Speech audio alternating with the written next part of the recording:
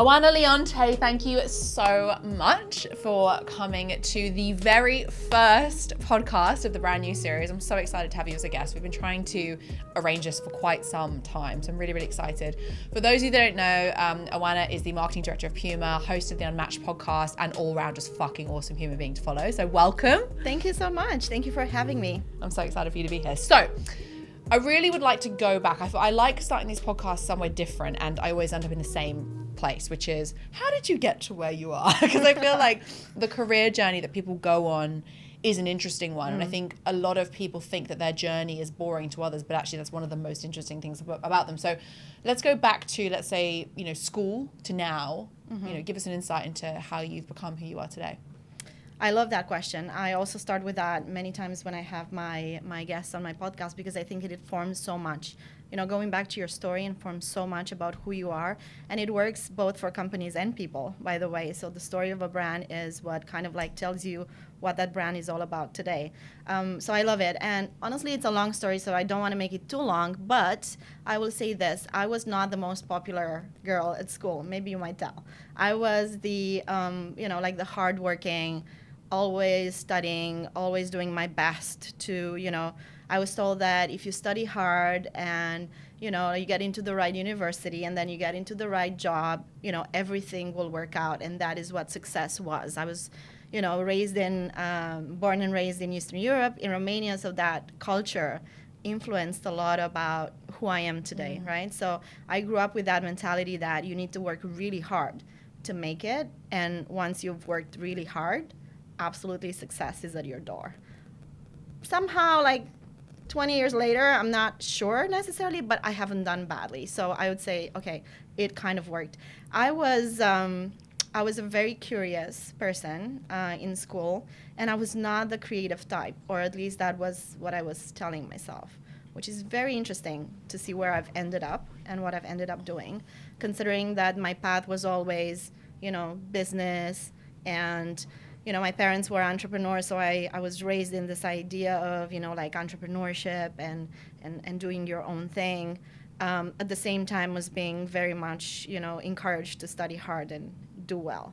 So that was kind of school era. So I lived in Romania for 19 years, and then I moved to Madrid to study. A bit of a culture shock, I'm sure. Oh my God, you have no idea. It took me some time to adjust, and at times I was told that I was too much and pushy. And because, Eastern Europe is very much, a very direct culture. And I had to find a way to tone down a lot of my personality. Did you feel like you had to water it down to fit in? Oh, yes. How did that make you feel as a kid? I mean, at the time, I didn't really register it. I just did it because I had to do it. And I remember an instance, I moved to Madrid in 2001 at the time where Romanians were not necessarily very well considered and seen. So, and I was studying at this American university, and I remember having conversations with people trying to rent an apartment and saying, actually, my name is Anna. Yeah. And I'm a student at an American university, to get me through the door, to get me to a conversation. Because just if to rent an apartment. Right, because Oana sounded just so, a bit foreign. And saying I was Romanian, got me some, hanging ups a few times. So I just decided that I will just do as I always do and push through, and I'll just do whatever it takes, And that has been my motto throughout my career, just push through and do whatever it takes to get you to where you want to be. Do you think a big part of who you are today is based off the fact that you had to become really fucking resilient in that? Because I think we're talking about that now, and as an adult, I'm being like, that not only as an adult is that awful to experience, but even, I guess, which we are, in my opinion, children when we go to university, as a child, that must have been felt like, whether you registered it or not, felt like some kind of a rejection. But I often think it's rejection that makes us resilient, and it's resilient that makes us successful. So do you think you would have got to where you are if you hadn't experienced that kind of rejections? I don't know. I feel like it's the same type of, my situation is not at all so extreme, but if you think about, the athletes like Serena Williams or like the Michael Jackson case, the environment, the parents just push you to become better and better and better. And that has a side effect, right? That has a huge side effect, a negative side effect, but it also has an amazing positive effect. And we can see where those people are. And I'm not saying putting myself at that level at all. But I mean, just you are an A-star player. I know. If you don't want to say it, I'll say it. I know. But my parents pushed me a lot, you know, and they did it with the best intentions, but it was a lot of pressure.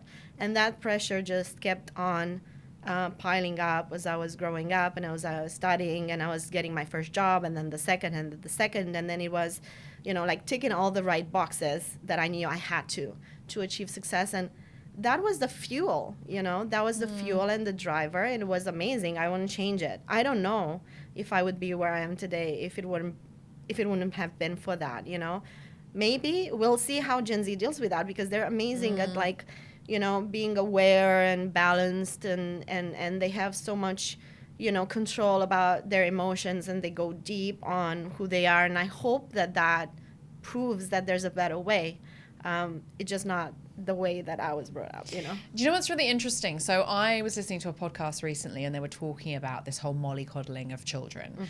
And it basically stems back from a study that was done in the 70s, where they found a correlation between high performance, so like high performance athletes, high performance salespeople, high performance, you know, entrepreneurs, CEOs, and having high self-esteem. And so these studies all came out in psychology journals saying, if you want your children to be successful, you have to give them high self-esteem. And the way we give them high self-esteem is we praise them. We praise them for things that, you know, they might not necessarily need praise for. Like, for example, you know, don't worry, darling, you came 17th in the race. Well, you've got a medal anyway. Like, that's no worries. But it stemmed from this kind of scientific evidence. But what they failed to measure in that scientific study was that self-esteem comes from falling down a lot. It doesn't come from people telling you you're great when you're not. Like, it doesn't come from ruinous empathy. It doesn't come from fake praise. It comes from you knowing you've done a really good job because you fucked up at it and you sucked at it for so long that when you finally get there, you're like, I'm great at this. And I actually wonder, like, as a general observation, you know, my generation and your generation, like millennials, you know, we definitely had the tough love still, but also a little bit of that mollycoddling. Like, I think our parents would have been more gentler than their parents. Like, my mum used to get, like, I'm not going to say, like, R.I.P. to my beautiful, beautiful grandpa, but he was the very strict parent with my mother, both physically and, you know, emotionally. But I wonder whether, you know, you brought Gen Z into the conversation. I wonder whether Gen Z are going to have the same level of resilience, because we really do, in today's society, like, do this whole gentle parenting thing of, like, you know, if you don't want to do that, no worries. And I'm not that parent. Like, if my kid's like, I don't want to go to tennis today, I'm like, you're going to tennis because you committed to go to tennis. Like, you said to me at the beginning of this term, it's your favorite thing. I don't care if you don't want to do it today, we're doing it. And I think a lot of parents will listen to me say that and be like, oh my God, how could you do that to your child? But to me, it's like, that you need to have integrity. You need to say you're going to do what you're going to do. And actually, the most important lesson here is you need to learn that you are going to suck at stuff. And sucking at stuff is actually what builds your self-esteem and makes you resilient and makes you successful long term. But the second thing is you need to do things that you don't want to do, because that's life. And I worry sometimes that, you know, there are many people, many people who are going to go through life and think that life is easier than it actually is. And I think we're setting a lot of people up for failure by not educating them at, sometimes you're going to fucking suck at stuff. And often never get better at it. Like, there's things that I do that I've tried loads to get better and I still suck. Like speaking Italian, for example. I still suck at it. You know what? I tend to agree with your point of view. And I struggle with that as a parent myself. I have 2 small kids, and trust me, I struggle with that every single day, because it's do I do what I know that was done with me and worked, or do I do something different? And I think that the difference for me is like listening to that little person, though, and also observe the qualities. So in my case, I hope my kid doesn't listen to this one day and be like, Mom, why did you say this? But my older son went to football practice, and we took him when we were excited, you know, like his first football practice, and he was excited for some, you know, sessions. And then winter came in Germany, and it's terrible. And then it was cold, and he hated it, and he didn't want to go. And then it was indoors, and we just observed that he actually is not really good at football. So we're like, do we keep pushing him to go just because we want him to go and practice a sport?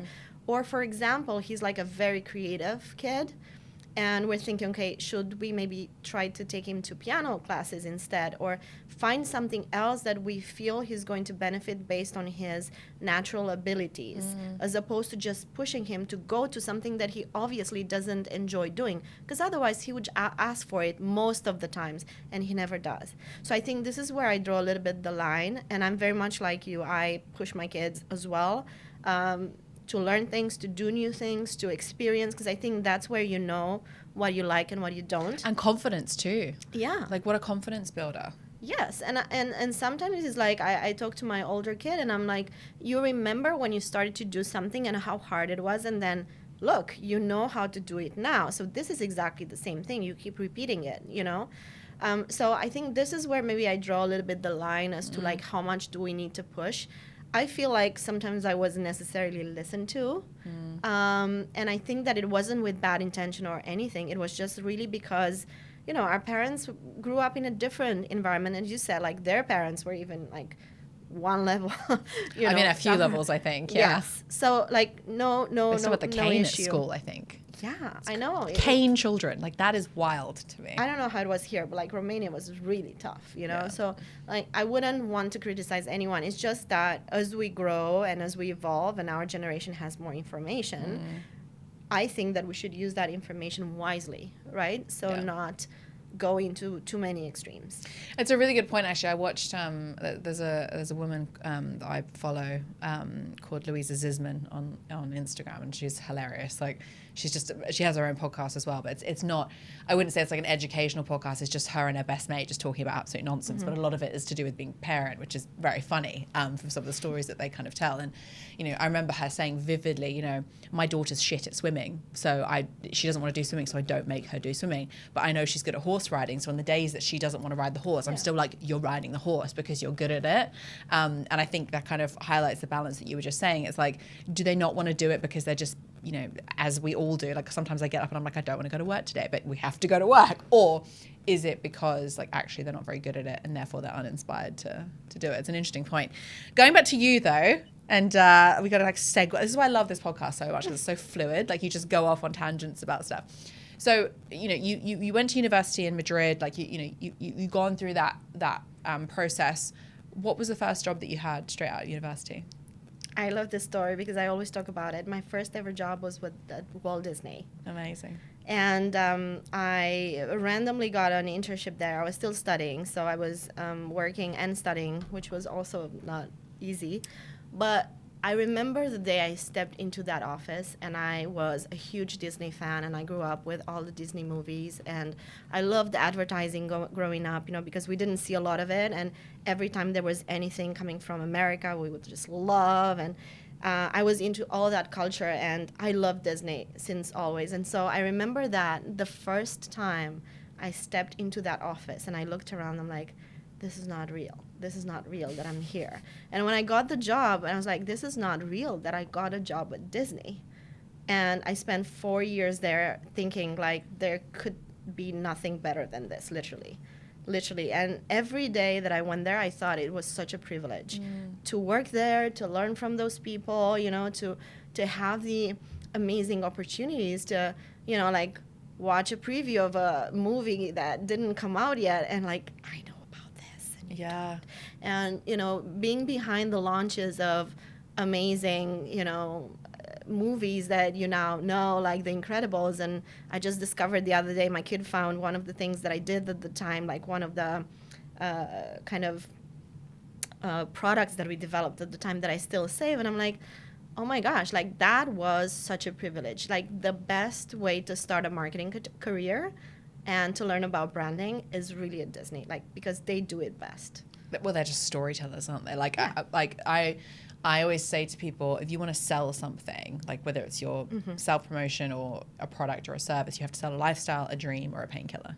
And I feel like Disney encompasses all three. Like they sell the dreams through like their movies and stuff. They sell the lifestyle through like, you know, there are so many other channels and distribution now, but also the painkillers of like escapism. Like sometimes life sucks, and like watching films like The Incredibles, even as a 33-year-old woman, is like, oh, this is really fun. Yeah. And what I love to say is that they don't sell, I was in the consumer products department. So I was doing all licensing products with all the different properties that we had at the time. And they are not selling products. They're not selling the, you know, the movies or the amusement parks. What they sell is magic. Yeah. It's the belief that you can do it, that all your dreams can come true. That's what they're selling. Yeah. And it's like, I'm I getting can hear in my head when, like the music. I still love it. And every time I watch a Disney movies, like I get the same feeling as I was getting when I was young, you know? And I was watching them because they're so good at doing the whole thing, the whole 360 holistic brand, you know, approach goes from the founder and the way he portrayed the magic and the way he spoke about the magic. And there's so many quotes from him, like talking about, you know, making your dreams come true and believing that it's possible and all that, you know. And he's a great example of like that, encompassing that, Yes. right? Like he was rejected so many Yes. times before, you Yes. know, Mickey Mouse became something. Yeah.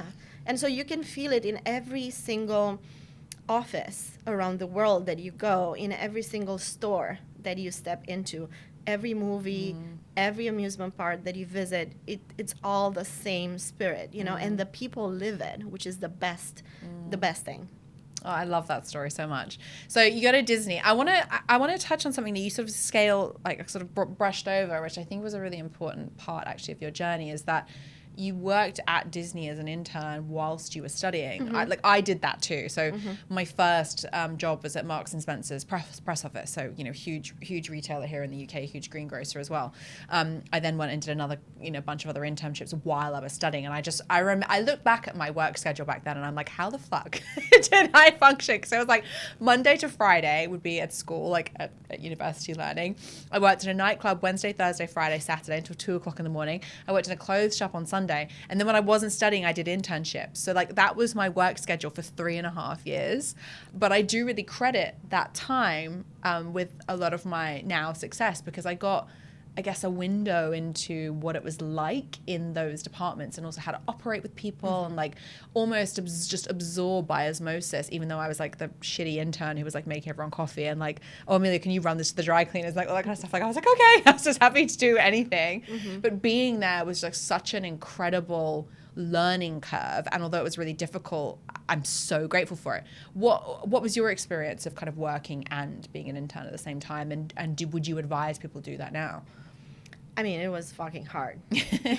I'm not going to sugarcoat it. And I have some instances where it was pretty extreme, which I won't necessarily go into. You know, it was just, the thing is like also age. I mean, I had the energy. What else did I have to do? You know, I didn't have 2 kids and a house and a husband and everything else, you know, so that was my life. So you can do it when you're young. And actually, I think it's great that you can do it if you want to do it. I think it does definitely help you to become more resilient as well, and to juggle different things and prioritize and be like, okay, tomorrow I have an exam, but I still need to deliver this. How do I do this? You know, prioritizing, planning, aligning with other people, communication, you know, so many things that you learn by having to juggle all these things at the same time.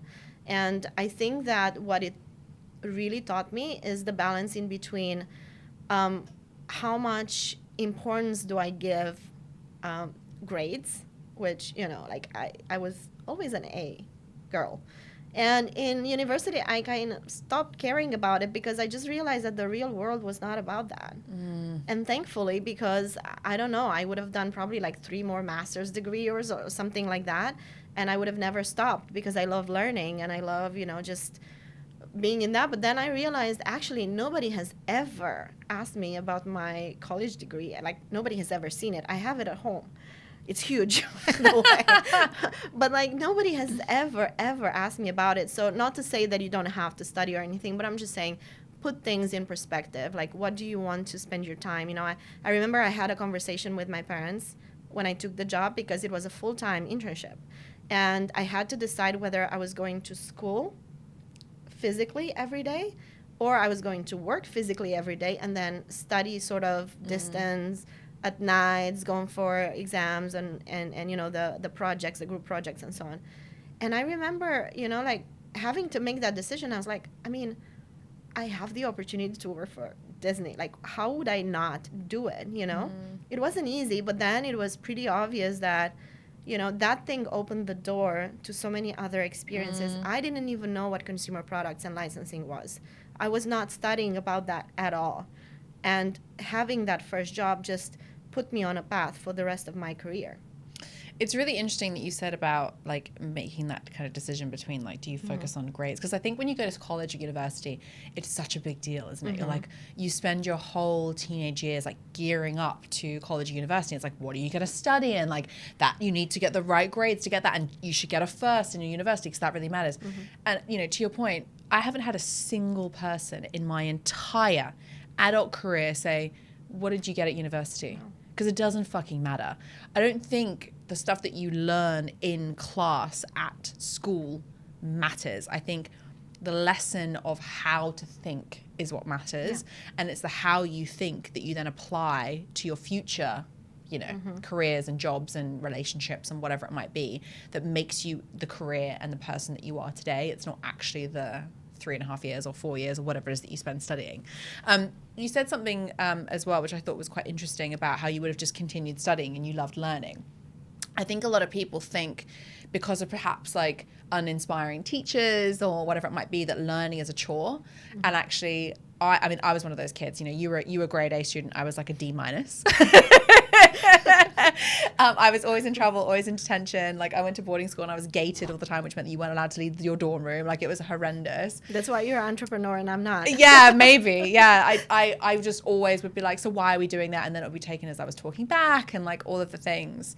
And so I really thought that education and learning was like this terrible thing that I didn't want to do because I was so uninspired by the teachers that were teaching me until I went to sixth form college. And actually I have a tattoo on my rib cage, which was a quote that one of my teachers used to say all the time because he's basically inspired me to love learning.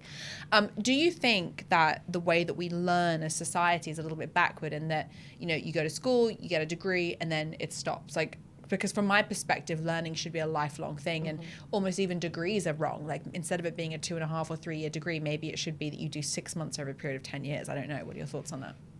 I think you learn everywhere. And actually, it's interesting because my older son is starting school this year and I went to his school and listened to his teachers about the process and the system. And I had a flashback and I was like, oh my God, like this is not natural at all. That we're sitting in a class for so many hours, so many years of our lives, learning things that are not necessarily up to date with what society is all about today. And the thing is, yeah, you need to learn some basics, absolutely. And I think what you learn is also to socialize, to figure out how to connect with other people, you know, with your peers, with your superiors. But let's face it, you know, the current system was made for a time that doesn't exist anymore. And it was created on purpose for the Industrial Revolution. And we're Workers. not. Yeah, you wanted to create people that were good at being told what to do, right?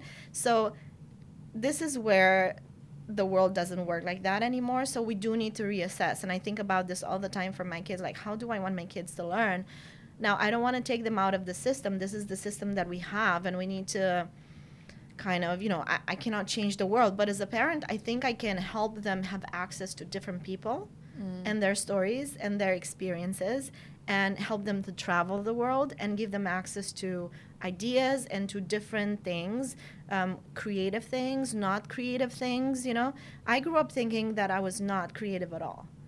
And I never knew until in my 30s that I have creativity in me. And I remember my first boss at Disney, after many years, she told me when like I kind of like got other jobs and stuff like that, and she was like, I never knew that you were creative. Because the narrative that I told myself and I grew up in, it was like, I'm the organized one. I'm the analytical one. I'm like business oriented, you know, like this was the thing that I grew up with. And if you don't see that around you growing up, you don't know that that exists, right? So I want my kids to have access and to see different things so that they know what opportunities out there into the world. Do you know what's really interesting? I was, again, like I'm a massive, so go back to learning, like I am an avid learner now. Like I listen to every podcast, I read every single book. Like I'm just like obsessed with learning. It's kind of how I came across you. But I was listening to a podcast and this woman said, are you inspired by your kids' teachers? And the person was like, no, not really. And she was like, so why are you letting them teach your kids? And that really hit home for me, because I kind of took a step back and like looked at like my kids' teachers, and I was like, would these people inspire me if I was that age? And thankfully, like, you know, my kids have got like an incredible school they go to, and you know, we had to fight tooth and nail for them to get there because it's so good. But you know, they have these teachers that are just really kind and, you know, really like allow the kids to be curious. And you know, in the UK we have like this system of like, you know, there's only allowed to be 30 kids in one class, and oftentimes there's one teacher and one sub teacher that teach 30 children at once. My kids' school has 4, so like they have a lot of attention and a lot of time with those teachers. But it got me thinking about, you know, you were talking there about creativity and like inspiration and stuff, and how children's kind of education, if you like, isn't just in a classroom setting, it's everything. And you need to expose them to lots of different things in order for them to work out what they are and what they're capable of. Because, you know, you were saying there, like I was the analytical one, I was the da-da-da one. We tell ourselves these narratives sometimes, and children do too, right? You know, if they think, like my daughter came home recently and she goes, oh, I'm not good at that. And I was like, why do you think you're not good at it? And she was like, oh, I did it one time and I wasn't good at it. And I was like, you are not good at it because you're telling yourself you're not good at it. If you do it a couple more times, you might be better. And we do that as adults, don't we? We're like, oh, I can't do that. Like, I'm no good at that. Or you know, some even most basic things of like, oh, I'm not a runner. Like, I can't run. And it's like, but have you tried? So do you think, like, you seem quite self-aware in the sense that you can look back and you understand that you had those limiting beliefs. Like, do you think that's played a massive role in where you've got to today and kind of understanding that those limiting beliefs exist and reframing them? Or what are your thoughts on that? I mean, therapy to start with. That's what I've done. And a lot of coaching and reading and learning about, you know, growth. Yeah. So, yeah, I'm quite aware. I'm not 100% there yet, but it's a journey. And I think that this is also why I started Unmtchd. You know, it was a journey of finding my own voice. I didn't know what that was a couple of years ago. And I think that I really needed to figure it out, you know, and the way that you do it is doing things that are out of your comfort zone.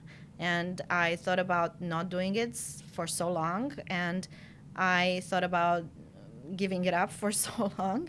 And then there were signs that kind of like brought me to keep pushing and keep doing it. But you need to kind of put yourself out of your comfort zone. And what I tell my team always is, you know, don't just go to this marketing events, like go to, I don't know, consumer insights that have nothing to do with what you're doing on the creative side. Like go to tech events or attend or meet people out of your industry, you know, in terms of networking. You need to expand, you know, you cannot just have this tunnel vision as in, okay, I'm in marketing, so I can only network with marketers. I've learned so much by networking with people that are so out of my reach. You know? 100%. I actually think you learn, particularly in marketing, I think you learn more from stepping outside of your industry than you do from within it, because everyone does the same shit in your industry. Whereas if you go and look in a completely different industry, you learn so much about how they're doing things.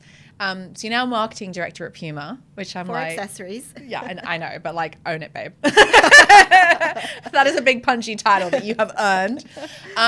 You know, I don't want to harp on about Puma too much, because I feel like you're not here because of Puma. Like, you know, you're here because of you and your philosophies. But it would be interesting to know, like, how you got into a company like that from a career kind of advice perspective, if you like. Because there'll be a lot of people listening to that, you know, and the fact that you've even got to there and you worked at Disney and, like, all these awesome things. They'd be like, oh, my God, I can't do that. But you're just a person, you know, like, I'm just a person. So, like, talk to us about what you're doing, how you got there. I mean, if I could do it coming from Romania and moving to Spain and then Germany, anyone can do it. I totally believe that. You know, it's just a matter of belief. I mean, what I was really good at always was networking. And talking about LinkedIn, I was networking and being on LinkedIn as far back as 2013.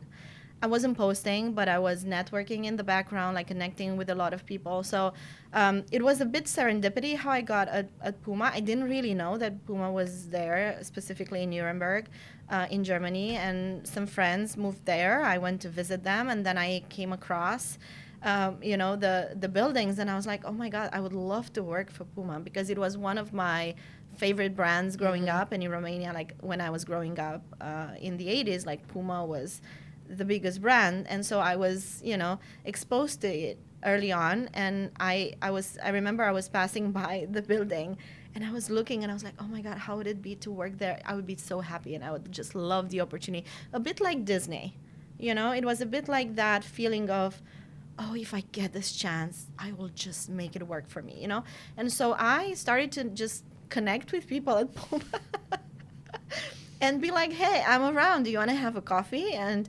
I had different coffee dates with different people, and they gave me some really nice insights. None of them got me a job, but, it was nice connecting with people. And then I looked at the career sites, and I found this licensing job that was very similar to what I had done prior in my career. I applied and I got invited for an interview, and then the other piece of the magic was that I found the right person to connect with.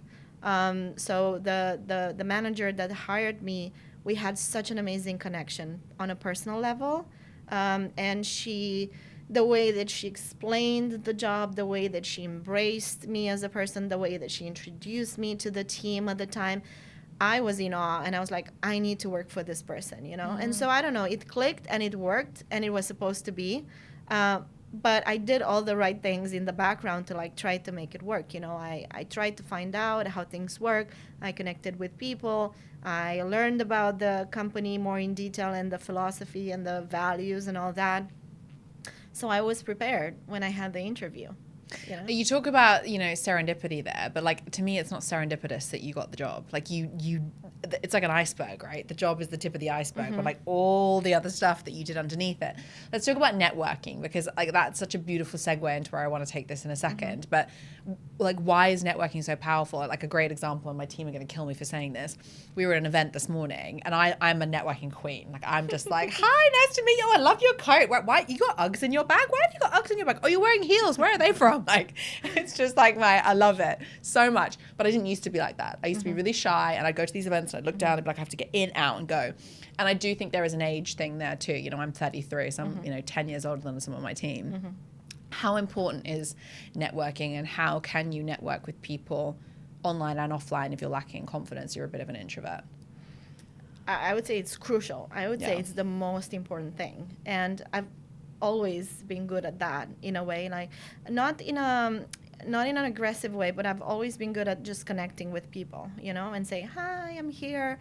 It used to be more on the humble side. Hi, I'm here. Like, I'm from Romania. And I'm like, oh, but now I'm like just more confident. Fuck like, being humble. Yeah, I know. I love that book. I love that book. Shout out Steph Sword-Williams. I know. And now I'm just like confidently connecting with people because I think they're interesting. And the purpose for me connecting with everyone is I want to learn from them, and I feel that if that person has something interesting to say, and we connect and we have a nice conversation, it will go beyond that one conversation. It always happens this way. The other piece of it is, so one is the learning piece. Because you cannot learn alone in a vacuum, you need people around you, and the right people. But then the other piece is, how many people actually know what you're all about? It's like 5. Like, if we want to count, your physical network is what, 5 people? And 10? Even that, like, none of my friends know what I do. Right. But let's just one. say, like in your, professional environment, right, at your job, at whatever, is like, what, like 5 people have the decision and the say about who you are. I do not like that idea, And so the point is, the world is big now, and tech has done that for us. The internet has done that for us. Like, I can connect with you, and I'm connecting with people from all different countries around the world. That is amazing. And I have access to marketing people from the US and from like different industries, and I can connect and exchange and learn from them in ways that I could never do just by sitting in my cubicle or in my office, or with my team, or just with everyone at my HQ doing what we're doing every day. And so this is why, I think it's so crucial. And you need, the problem with that is that we're all busy. When I'm at work, I do not have time to do that. That's why I'm carving out extra time, in my own free time at night after 9 p.m. when my kids are in bed, to do that, because I think it's important. I think it's part of my job as well. I love that so much. And I think the networking thing is actually really grossly undervalued. I think, I say to people all the time, it used to be what you know, then it was who you know, and now it's who knows you. And it's a lot easier for you to be known to multiple people than for you to know 100,000 people. And networking can come in so many different forms. It can come like, doing this. Like, this is a really fucking awesome way to network with people, is like invite them and have a conversation about stuff. Or you can follow them, shoot them in DM. Like, you can go to conferences. You can do even things like I do. Have these things called 10-second conversations where I'll be in a coffee shop. Hagen's a great example. Is it Hagen? Hogan? Whatever. I'm going to get in so much trouble. But there's a coffee shop over there that we love, and it's this cute little independent store. And there's quite a lot of interesting people who go and get their coffee from this place because it's a good coffee shop. And I do this thing where I have 10-second conversations. So there'll be someone in the line with me or whatever, and I'll turn around and be like, "Hi, how are you?" And they'll kind of be like, "Oh, well, yeah, great. How are you?" And I'm like, "Yeah, I'm great, thanks. Like, what are you up to today?" And it's kind of like this disarming kind of reintroduction of being a human being, and it takes people off guard because there's not that many people who will just randomly talk to a stranger. But it's those little 10-second conversations that actually can create some really interesting partnerships and some really interesting doors for people, not necessarily in a strategic way, but even just in a personal way. I've made friends doing that, and so I think networking has a bit of a big scary title because it makes it seem like it needs to be this big formal, like, shake your hand and here's my business card, but actually it's like, how can you just make friends and do that often? I've made so many friends online, which is crazy to say that, right? But I think that it has a bit of a negative connotation because, and also it depends on the cultures, right? So Romania is different than Germany, than Spain, than the UK. And I think that, for example, in Germany, it's the culture is very much not so much supporting self-promotion. Like self-promotion sounds a bit like, why are you doing it? It's a bit shady, right? But in other cultures, that's the most normal thing. In the US, everybody does it, and everybody wants everybody to win, which is amazing, right? So I think that it's about the cultural interpretation of what networking and self-promotion is all about. I always say that self-promotion is not about ego. It's about, what I like, my ideas and the ideas that I want to share with the world. It's not that I want to make myself look better. If I'm shit, I'm going to look shit and be shit. Like, no matter what I say, it's not going to be good, right? So I think that there has to be some substance beneath whatever you're creating and the perception that you want people to have of you. And no matter how well you do it, if there's no substance, it's never going to work, right? So I think that for me, networking and, being active online is about sharing my ideas. I have a lot to say, and I love the conversation and I love the debate. And honestly, I'm busy when I'm with work. I need to spend time with my team. I need stuff to do. I have campaigns that I need to work on. I don't have time to, I have coffee dates with my peers, of course, and we talk about things, but there's no time for like real debate or conversation about big topics. And so when do I do that? I do that in my own free time. It's interesting. So I want to go back to something you said, which is like self-promotion is not an ego thing. I always say self-promotion is not a dirty word. Like, it's not an ego-driven activity. It's a strategic marketing imperative. And going back to what I was saying earlier about who knows you, it's not enough anymore to be the best at what you do. You have to be the best known. And a lot of people, I think, feel that they can just wait in the background and like wait for someone to give them opportunities. Like, baby girl, like, no one's coming to save you. No. If you want something, you need to put yourself in the fire and the line and ask for it. And I think personal branding for me is something I'm so passionate about. And a big part of why I wanted to have you on the podcast today, and we'll talk about it in a second, is it's the gateway to unlocking every single opportunity you've ever wanted. Being invited on to go and do podcasts, speaking engagements, meeting amazing people. I've made one of my best friends through LinkedIn. And like, these are all things that have come off self-promotion. And I think a lot of people are scared to stand in the light because they think that other people are going to judge them for it. But actually, if you don't do it, someone else will. And then how is that fair that someone else takes the opportunities that you could have got if you were just willing to put yourself out there? So talk to me about your personal brand. Why did you start doing it? And why do you think, let's talk about also corporate. Why should kind of corporate leadership and just generally employees be doing it? The reason why I started is because I just felt that I needed to put some tangible things behind why anyone would think I'm good at what I'm doing. So, like objectively, if you look at my track record on my CV, you see like a lot of like big companies like Disney and Warner and Paramount and Puma, and like, of course, like, wow, great, right? But the minute that ends, and honestly, every job ends at one point, right? All of those jobs ended before I had this one. So when that ends and you stand on your 2 feet, who knows you and what do they know about you? And I asked that question to myself about 2 years ago as I was seeing a lot of people transitioning from, different, roles and into freelancing and restructuring in, across the world actually, COVID, a lot of situations. And I saw a lot of people being lost with the idea of who they were, because just like me, and I've done that a lot, you put the identity of, those roles. And I've been Oana from Disney, and I've been Oana from Warner Brothers, and I've been Oana from Paramount for 3 years, and I've been Oana from Puma now for 9 years. But like, who is Oana on its own, on her own, right? And that was the question that somehow just kind of hit me in the face. Maybe because I was approaching my 40s. I don't know. Maybe it has something to do with that. And I felt like, I mean, yeah, I think I'm good at what I do, but like, what is the tangible? Like, what are the tangible things that say that actually I'm a good marketing, leader? And so I started to think, okay, like communication, how good am I there? Well, maybe I need to like practice this a little bit more. So I started the podcasting. Which is called Unmtchd, by the way. Unmtchd. You need to Google it. Plug it. Well, my first podcast was called Overthink Big. So it was different. I did 2 episodes there, but then it came to Unmtchd. I thought copywriting was important. So I wanted to start writing online, and I had a blog and newsletter, and then I started posting a little bit more often, not as often as I do now.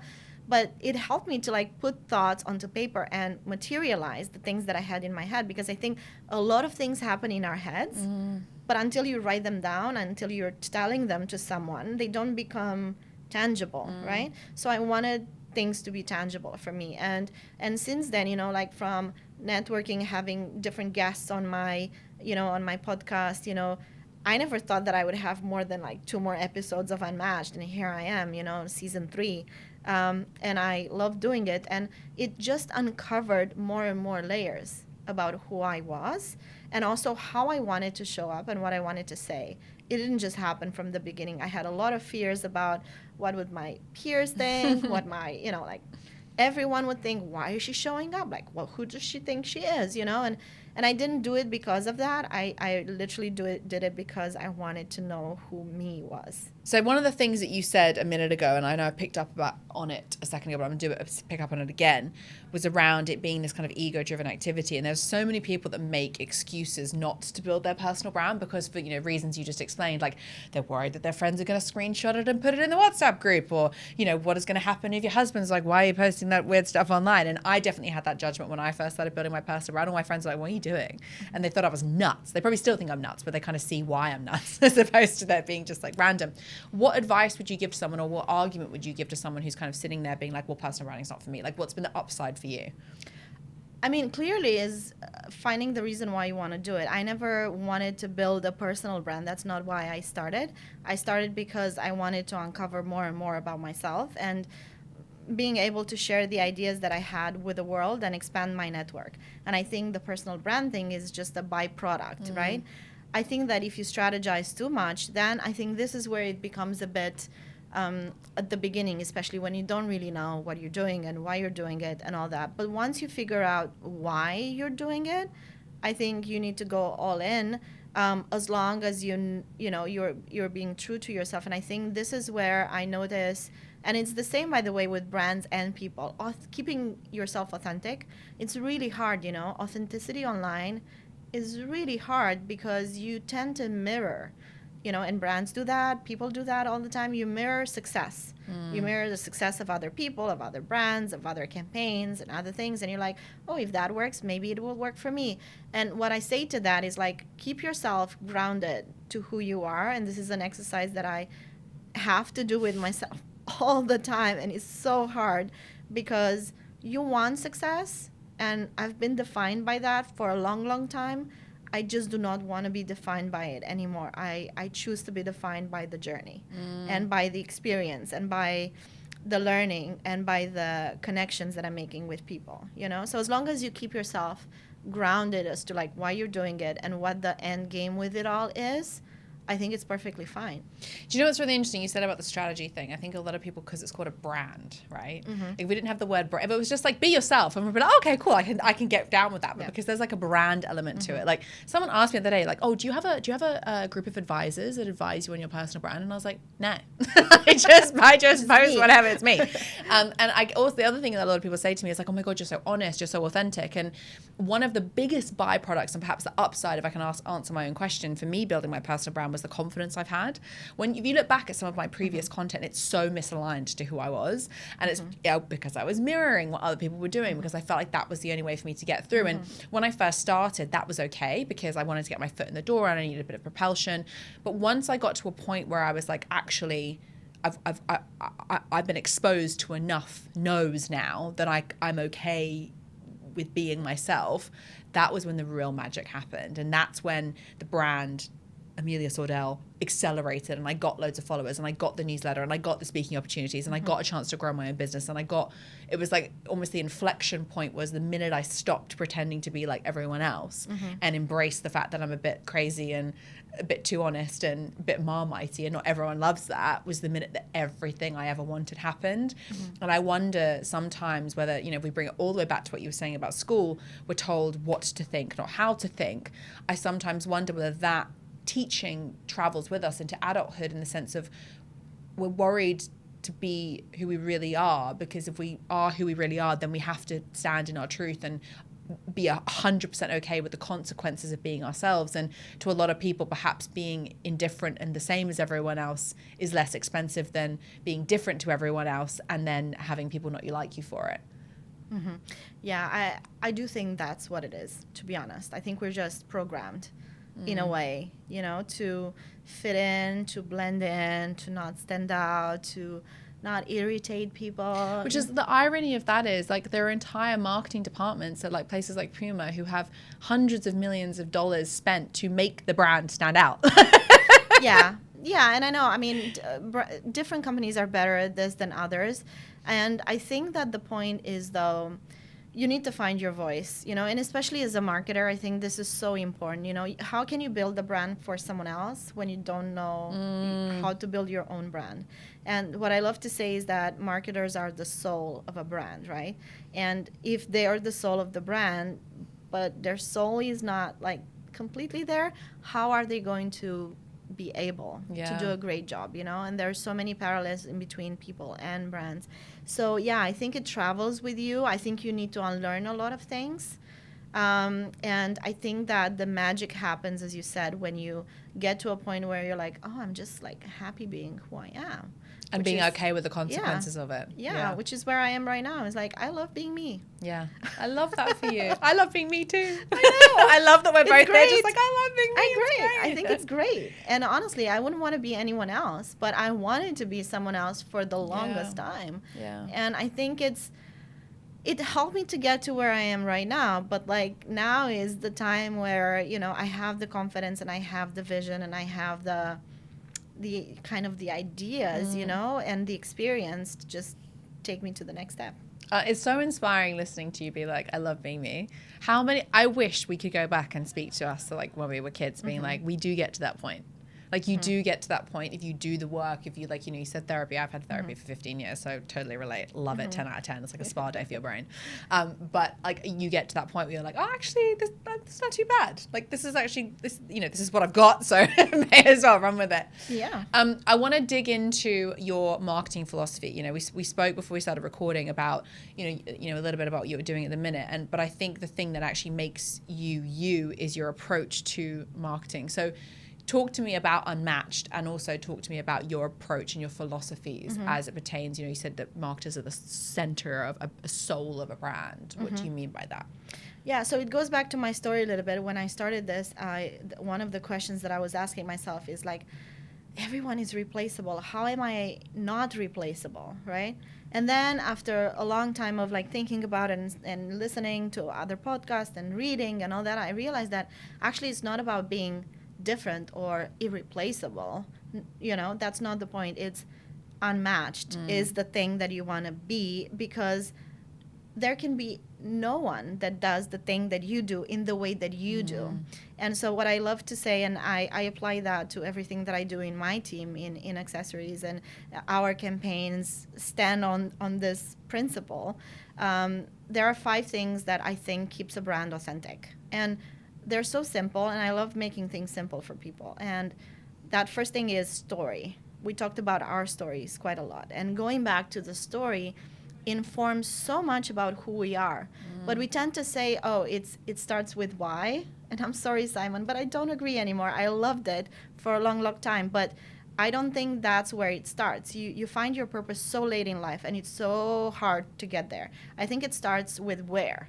It starts with where you grew up, the experiences that brought you to where you are today, the resilience that you've built, all the experiences, and the good stuff and the bad stuff. And then it goes to, what are you amazing at? What's your magic? What's your zone of genius? What are you uniquely talented for? But also the intersection of skills that you've built over time. Your ikigai. Not just the ikigai, but like, what are the odds that you are great at podcasting, but you're also great at personal branding, and you've worked in HR, and you've worked in all these things, all these different things. We talked about diversifying your views. That's why that's for.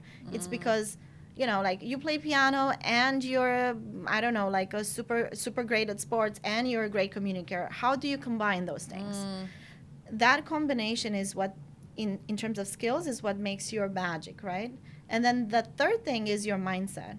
Because of where you're coming from, and because of your natural talents, you've developed a way of thinking, right? Your resilience, how you do things, how you think about things. I think that's what actually probably pay you for. It's like, everyone can do personal branding, but not in the way that you do it, not in the way that you think about it. I think about marketing in a very specific way. Yeah.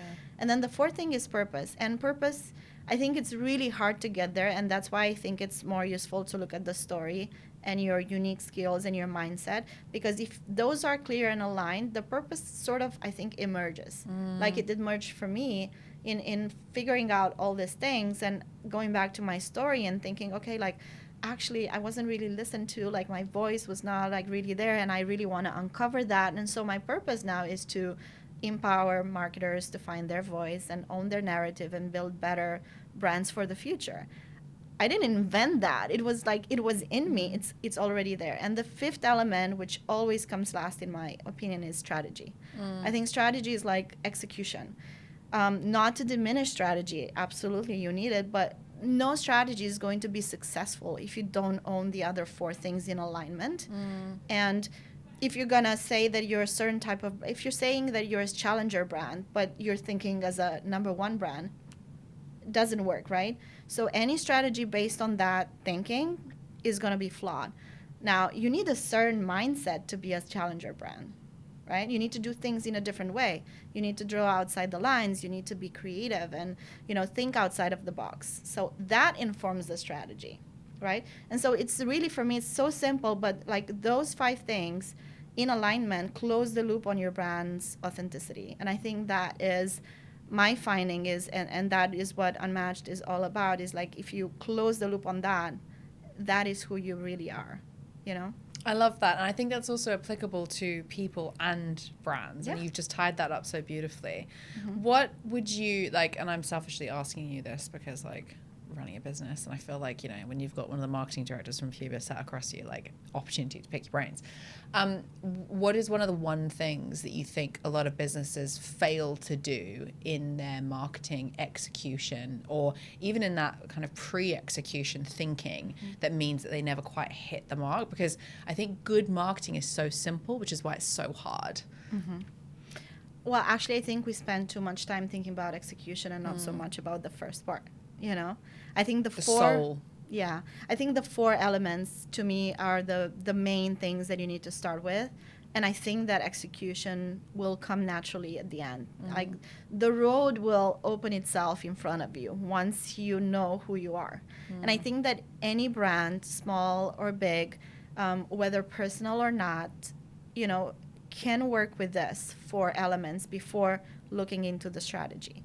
And I think that it's so easy because we're so busy. We're in this rat race, right? Like we need to deliver things, KPIs, and, you know, like you have a business and you need to deliver on things. And it's so easy to get disconnected from where it all came from your personal struggle, from your personal story, from what you're amazing at. Because, okay, well, now I want to grow the business. Now I want to scale it. And now I want to bring it to, you know, globally. I want to make it a global brand. And those sets of goals have a different way of acting and a different side of strategy, but it shouldn't change your mindset. So if you started with a challenger mindset and that is who you are and that is who you want to be, not because you want to scale the brand do you need to change your mindset. And I think this is where I think businesses and people and brands disconnect from themselves, and this is where they tend to be less authentic because they forget where they're coming from and what made them them and what they're, you know, naturally good at, where they excel,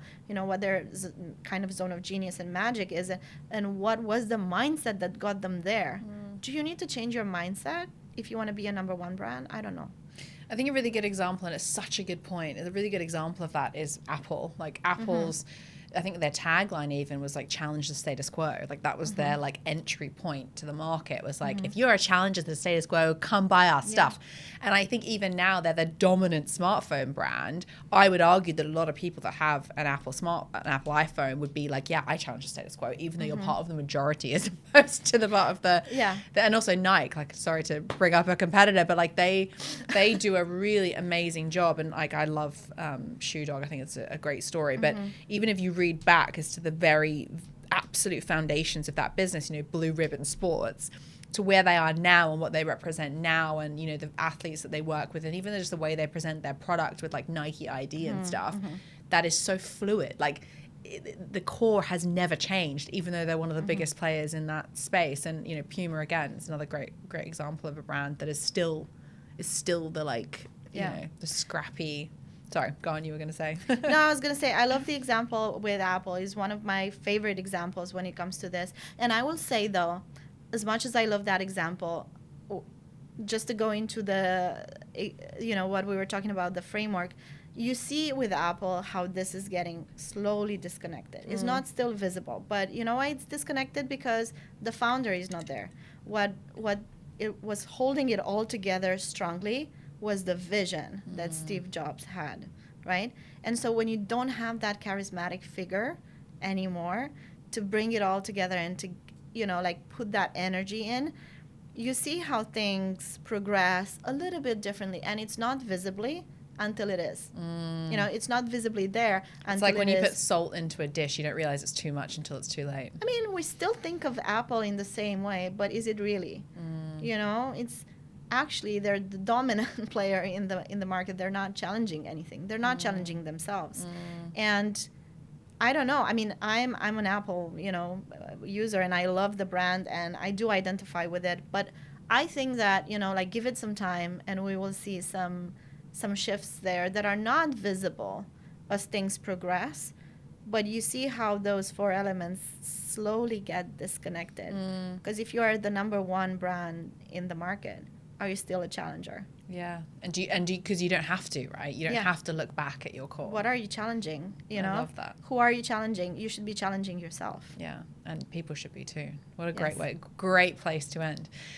Right at the end of this podcast, I'm going to ask everyone the question. You're going to be the first person to answer this. I'm so excited.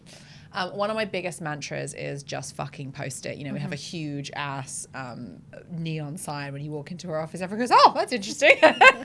In our office, it says just fucking post it. I wonder if you could post anything, if you could just fucking post anything online and there'd be no consequences to it, what would that be? I would just say you own your journey. Don't think that you don't. You're in control. You're much more than, you know, just a piece of a bigger puzzle. You know, you're the biggest piece of your puzzle. So I think you just like owning that and take back control would be the message. Amazing. And where can people find you? I'm kind of everywhere online. But go and mainly like on and LinkedIn. subscribe the podcast for sure as a first step. Yeah, Unmatched. it's on every platform. You look for the Unmatched podcast. I'm on LinkedIn. That's my favorite platform where I can debate and exchange ideas with people. But I'm also on Instagram and TikTok, mildly. Amazing. Thank you so much for coming. Thank you for having me. This has been I could have kept talking for hours, so thank you so much. I appreciate it. Thank you for having me. Thank you for listening to this episode. I absolutely love doing these podcasts, and I would be able to reach a hell of a lot more people if you like and subscribe. So thank you to all of you who have already liked and subscribed, and if you haven't, please subscribe and leave us a 5-star review so we can reach more people.